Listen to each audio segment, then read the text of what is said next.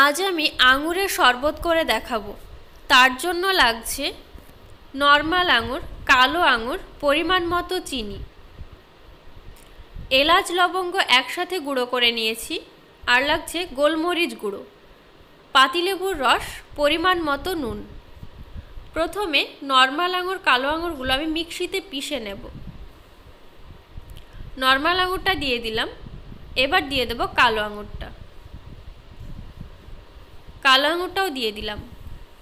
যেহেতু আমি 1 গ্লাস করছি সেই পরিমাণে আমি চিনি দেব, তাই বড় চামচের 1 চামচ চিনি দিলাম। এবার 1 গ্লাস জল দিয়ে দেব।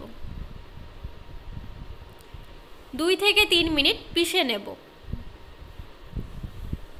পেষা হয়ে গেছে, এবার দেব পরিমাণ মতো নুন, আর দেব 1 চামচ পাতিলেবুর রস। পাতিলেবুর রসটাও দিয়ে দিলাম।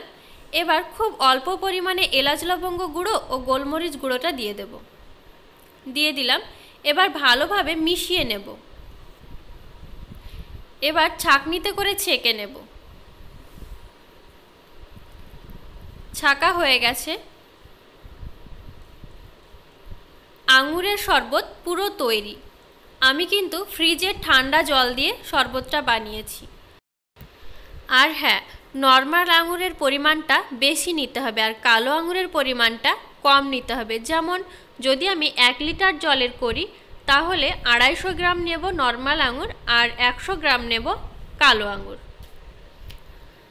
রেসিপিটা যদি ভালো লাগে লাইক করবেন, আর আমার চ্যানেলটিকে এগিয়ে নিয়ে যাওয়ার জন্য অবশ্যই সাবস্ক্রাইব করবেন।